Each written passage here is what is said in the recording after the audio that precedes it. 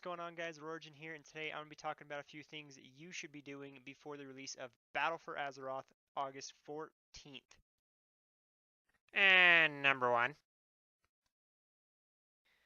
Alright, so number one, first and foremost, you want to start selling all your shit. And what I mean by that is your gems, your enchants, your enchanting mats, or herbs, basically any sort of consumable item, because here shortly it's going to be irrelevant and you're not going to need it. And you don't want to wait too long though, because eventually people will stop buying that because it's not going to fucking matter.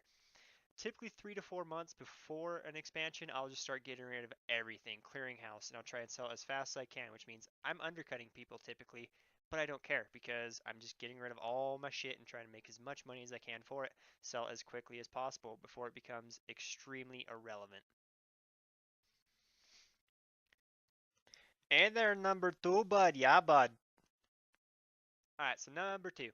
Uh, Figure out what it is you're going to want to play in Battle for Azeroth or the next expansion or whatever, because you might notice the changes that are going to be coming to your class, and you might not like them. For example, I'm not exactly particularly fond of Affliction Warlock right now. I've been playing the beta for a little bit, and I'm not overly fond, so I'm debating on, do I want to go Destruction, do I want to go Demonology, or do I want to play something else entirely?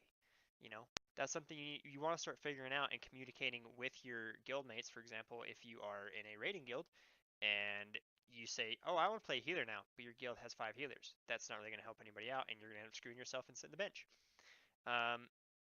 Also, make sure you are aware of what changes are coming, because changes are coming, not for every class, but for a lot of classes. And if you don't like those changes and you stick with what you're playing, you're not going to like the character, you're going to have a bad time. Okay? So I think this is number three. Yeah, it's number three. So number three, and this is probably the one I would like to stress the most. Evaluate your situation. Are you in a guild that has a highly toxic environment and you really don't have any fun, but you're kind of there for the progression? Are you in a guild where you want to push more progression, but they are holding you back? Right now, you can easily find a guild that is recruiting because they're still raiding and the people decide to take a break.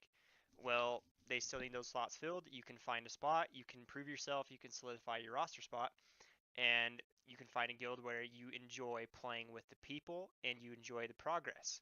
Like right now, my guild that I've been in, I love playing with these guys. It's probably the most fun I've ever had playing with a group of people ever. And we make pretty decent progress. I mean, we're definitely not cutting edge, but you know, we always get AOTC and we push a decent amount into Mythic progress.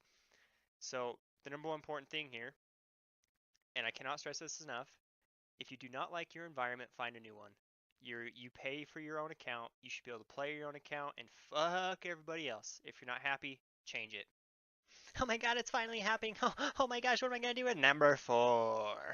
Alright, so some things that can help you with your leveling process as we begin the new expansion. Make sure you have pots, flasks, and food. Yes, they're going to be old and outdated, but you know what? It's that extra little bit of stat, which means you're going to do a little extra more damage, okay? If you can find a group of people to level with, do it, because you can queue into dungeons. For example, like during Legion, you finish the zone, you do a dungeon, collect the blah blah blah, yada yada yada, and you have people to communicate with, and you have people to work with, and you kill stuff faster, and everything just goes more smooth.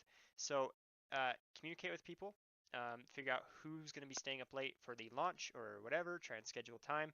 Or if you're that lone wolf, just do your thing. But I do recommend getting old foods, pots, and flasks just to help speed up the process.